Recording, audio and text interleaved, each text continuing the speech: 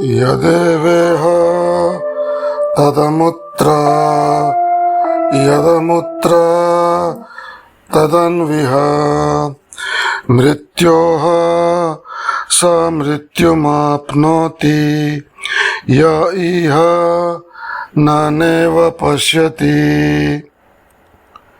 जो परमात्मा यहाँ है वही परलोक में भी है, जो वहाँ है वही यहाँ पर भी है।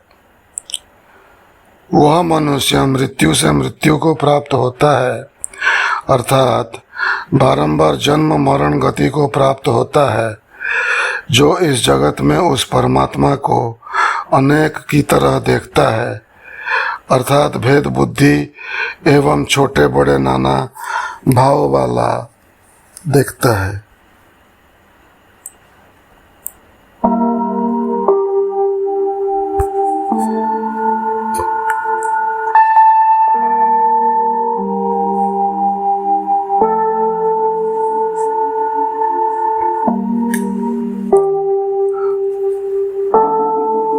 आज का तारीख है अक्टूबर 25, 2025, 25 अक्टूबर 2025। यह है स्वामी निरंजन जी पॉडकास्ट विद सैम योगी, जिसमें आपका स्वागत है। आज का एपिसोड है एपिसोड नंबर 91। आज हम एक नए उपनिषद की चर्चा करेंगे। किताब वही पुराना है, उपनिषद सिद्धांत एवं वेदांत रत्नावली। नया उपनिषद का नाम है ब्रह्म बिंदु उपनिषद, कृष्ण यजुर्वेदीय। मन के लय का साधन, आत्मा का स्वरूप तथा ब्रह्म प्राप्ति का उपाय। ओम। मन दो प्रकार का बताया गया है, एक शुद्ध तथा दूसरा अशुद्ध। जिसमें विषय भोग की कामना हेतु संकल्प उठते रहते हैं वह अशुद्ध मन है, तथा जिसमें विषय भोगों की कामना हेतु संकल्प नहीं फूटते वही शुद्ध मन है। मनुष्यों के बंधन तथा मोक्ष का कारण यह मन ही है। मन एव मनुष्याणाम कारणम बंध मोक्षयोः। अतः मुमुक्षुओं को विषय से सदा दूर ही रहना चाहिए।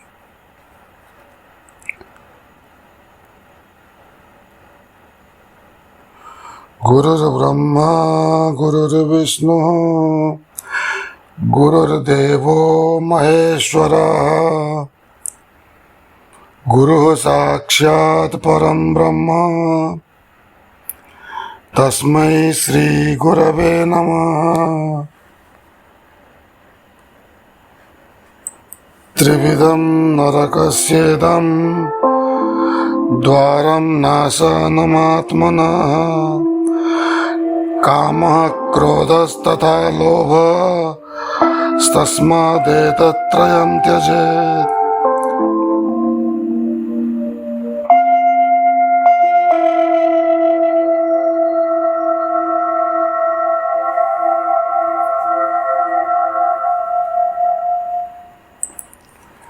ध्यान मूलम गुरुर्मूर्ति पूजा मूलम गुरुर्पदम मंत्र मूलम गुरुर्वाक्यम मोक्ष मूलम गुरुर्कृपा। त्रिविधं नरकस्येदं द्वारं नाशनमात्मनः कामः क्रोधस्तथा लोभस्तस्मादेतत् त्रयं त्यजेत्। श्रीमद् भगवद गीता 16:21। क्योंकि विषय संकल्प से शून्य होने पर ही इस मन का लय होता है, तभी वह उन्मनी भाव को प्राप्त हो जाता है अर्थात संकल्प विकल्प रहित हो जाता है, तब वह परम पद है। मन का हृदय में लय हो जाना, यही ज्ञान एवं मोक्ष है। इसके सिवा जो कुछ है वह ग्रंथ का विस्तार मात्र है। फिर से, मन का हृदय में लय हो जाना, यही ज्ञान एवं मोक्ष है। इसके सिवा जो कुछ है वह ग्रंथ का विस्तार मात्र है। जब एक या दो, अद्वैत या द्वैत, चिंतनीय व अचिंतनीय कोई भी पक्षपात में मन न ठहरे, उस समय वह साधक ब्रह्म भाव को प्राप्त हो जाता है। फिर से, जब एक या दो, अद्वैत या द्वैत, चिंतनीय व अचिंतनीय कोई भी पक्षपात में मन न ठहरे, उस समय वह साधक ब्रह्म भाव को प्राप्त होता है। प्रणव स्वर के साथ परमात्मा की एकता करें, अर्थात श्वास प्रश्वास से सोहम भाव का मनन करें।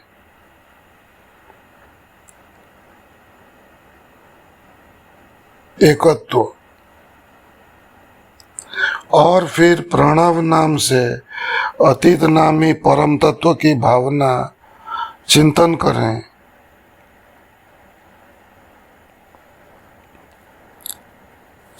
इस भाव के बिना समाधि शून्य होती है।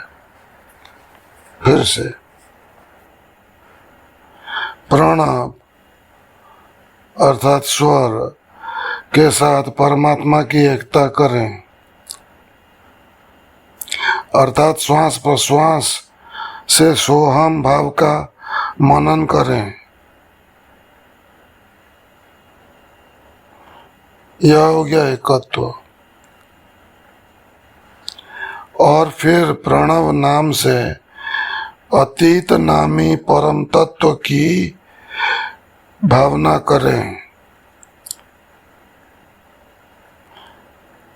प्रणव नाम से अतीत नामी परम तत्व की भावना करें।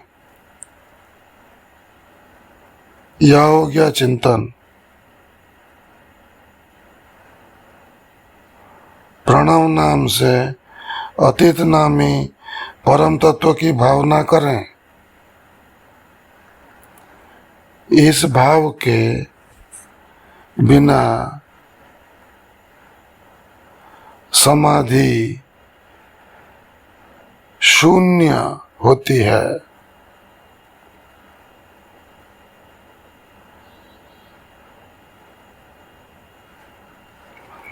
वही कलाओं से रहित, अवयवहीन, विकल्प शून्य एवं निरंजन, माया रूप, मल रहित ब्रह्म है।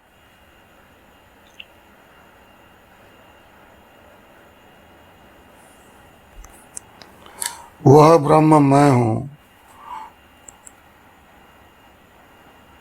यूं जानकर मनुष्य निश्चय ही ब्रह्म हो जाता है।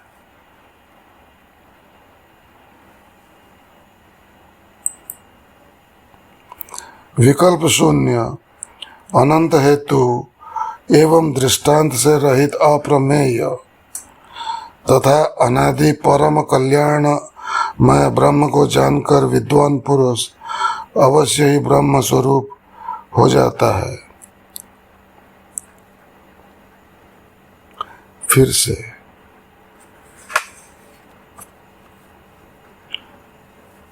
प्रणव स्वर के साथ परमात्मा की एकता करें, अर्थात श्वास प्रश्वास से सोहम भाव का मनन करें। यह हो गया एकत्व। सोहम का अर्थ क्या है? सह अहम, वह मैं हूं। प्रणव स्वर के साथ परमात्मा की एकता करें, अर्थात श्वास प्रश्वास से सोहम भाव का मनन करें। यह हो गया एकत्व। और फिर प्रणव नाम से अतीत नामी परम तत्व की भावना करें। यह हो गया चिंतन। प्रणव क्या है? ओम।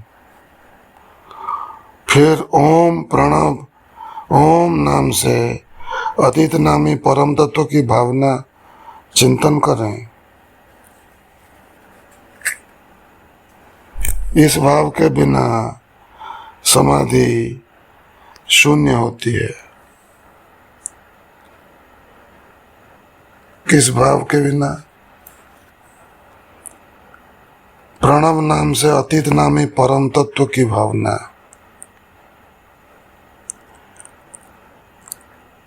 पहले तो प्रणव स्वर के साथ परमात्मा की एकता करें, अर्थात श्वास प्रश्वास से सोहम भाव का मनन करें।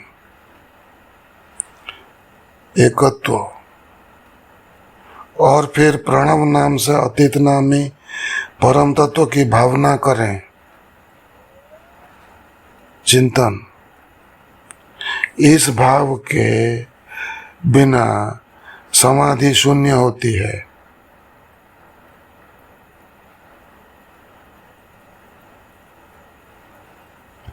वही कलाओं से रहित, अवयवहीन, विकल्प शून्य एवं निरंजन माया रूप मल रहित ब्रह्म है।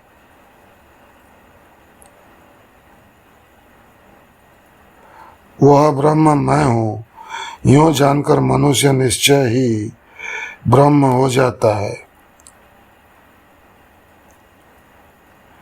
विकल्प शून्य, अनंत हेतु और दृष्टांत से रहित अप्रमेय तथा अनादि परम कल्याणमय ब्रह्म को जानकर विद्वान पुरुष अवश्य ही ब्रह्म स्वरूप हो जाता है।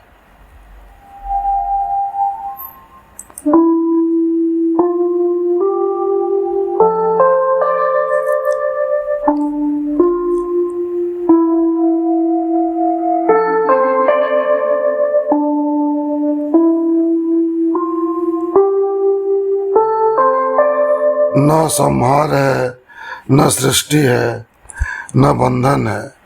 न संहार है, न सृष्टि है, न बंधन है, न उससे छूटने का उपदेश, न मुक्ति की इच्छा है, न मुक्ति। ऐसा निश्चय होना ही परमार्थ बोध है। न संहार है, न सृष्टि, न बंधन है, न उससे छूटने का उपदेश, न मुक्ति की इच्छा है, न मुक्ति। ऐसा निश्चय होना ही परमार्थ बोध है। फिर से, न संहार है, न सृष्टि, न बंधन है, न उससे छूटने का उपदेश, न मुक्ति की इच्छा है, न मुक्ति। ऐसा निश्चय होना ही परमार्थ बोध है। यथार्थ ज्ञान जागृत, स्वप्न, सुषुप्ति तीनों अवस्थाओं में एक ही आत्मा का संबंध को मानना चाहिए।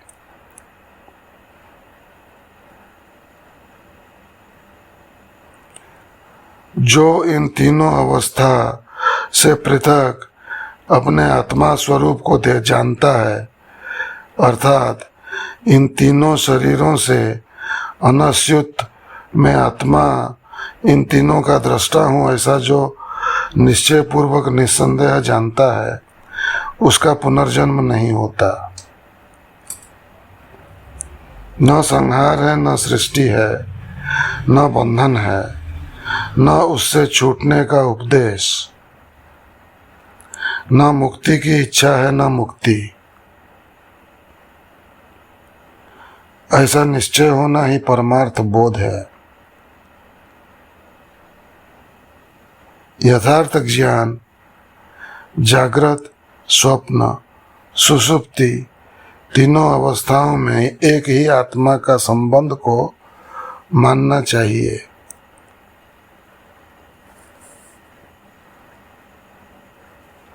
जो इन तीनों अवस्था से पृथक अपने आत्म स्वरूप को जानता है, अर्थात तीनों शरीरों में अनश्युत में आत्मा इन तीनों का दृष्टा हूँ,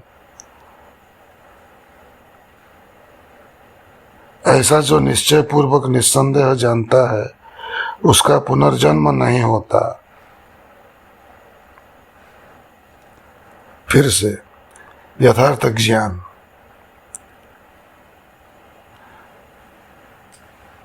जागृत, स्वप्न, सुषुप्ति तीनों अवस्थाओं में एक ही आत्मा का संबंध को मानना चाहिए।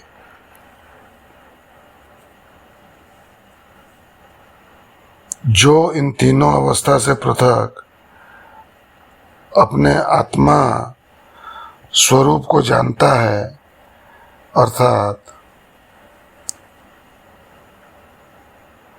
इन तीनों शरीरों में अनश्युत में आत्मा इन तीनों का दृष्टा हूँ, ऐसा जो निश्चय पूर्वक निसंदेह जानता है, उसका पुनर्जन्म नहीं होता।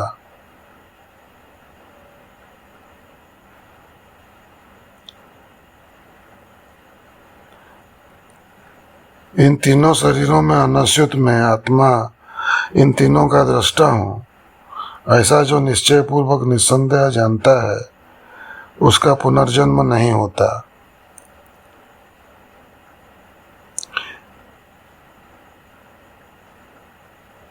तो इधर एक ब्रेक लेते हैं और समझते हैं कि ये तीन शरीर क्या हैं और इनका क्या संबंध है।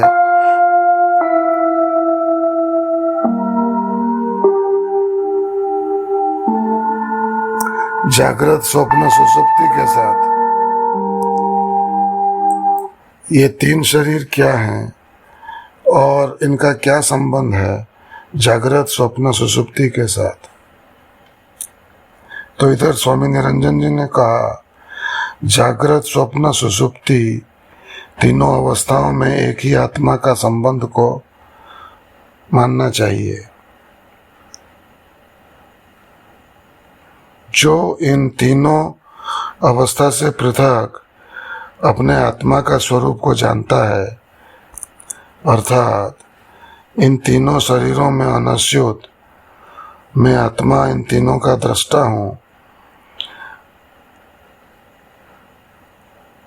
ऐसा जो निश्चय पूर्वक निस्संदेह जानता है, उसका पुनर्जन्म नहीं होता। जो इन तीनों अवस्था से अर्थात जागृत, स्वप्न और सुषुप्ति, ये हो गए तीन अवस्था से पृथक, जो इन तीनों अवस्था से पृथक अपने आत्मा स्वरूप को जानता है, अर्थात तीनों शरीरों में अनश्युत मैं आत्मा इन तीनों का दृष्टा हूँ, ऐसा जो निश्चय पूर्वक निस्संदेह जानता है, उसका पुनर्जन्म नहीं होता। तो फिर समझते हैं इधर स्वामी निरंजन जी ने क्या कहा। तीनों शरीर, तीन अवस्थाएं, जागृत, स्वप्न और सुषुप्ति, इनका संबंध हमारे तीन शरीरों से है। स्थूल शरीर, जिसकी चर्चा हम कर चुके हैं, सूक्ष्म शरीर और कारण शरीर। स्थूल शरीर जागृत अवस्था, सूक्ष्म शरीर स्वप्नावस्था और कारण शरीर सुषुप्ति अवस्था, जो कि अज्ञान कह सकते हैं या आनंद कह सकते हैं।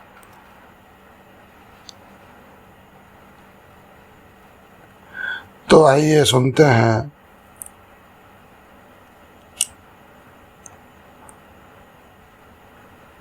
संपूर्ण भूत प्राणियों का एक ही अंतर्यामी आत्मा प्रत्येक प्राणी के भीतर स्थित है।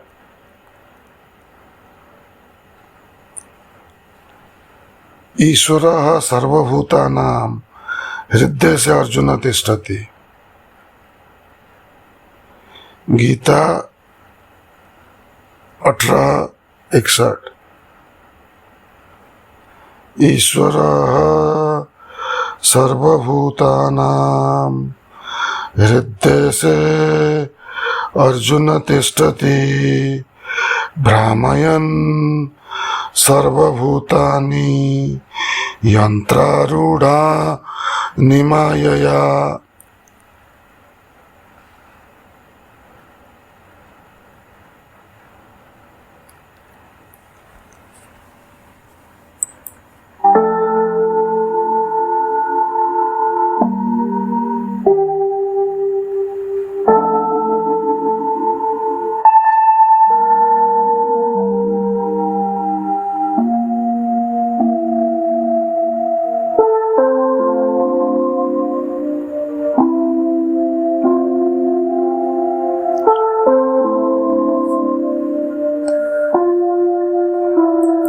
तो आज का प्रवचन यही समाप्त करते हैं।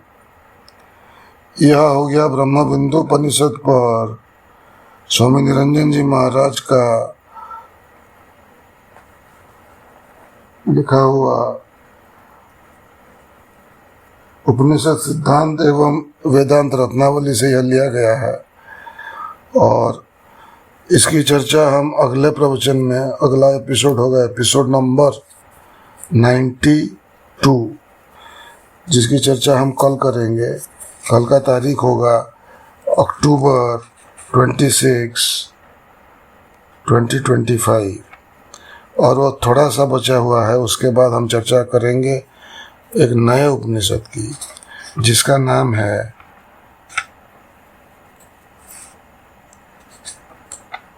कौशितकी उपनिषद। उसकी चर्चा हम करेंगे शायद प्रवचन नंबर एपिसोड नंबर 93 में। कल का प्रवचन होगा एपिसोड नंबर 92। आज का है एपिसोड नंबर 91। हरि ओम तत्सत, हरि ओम तत्सत, हरि ओम तत्सत। ओम शांति शांति शांति।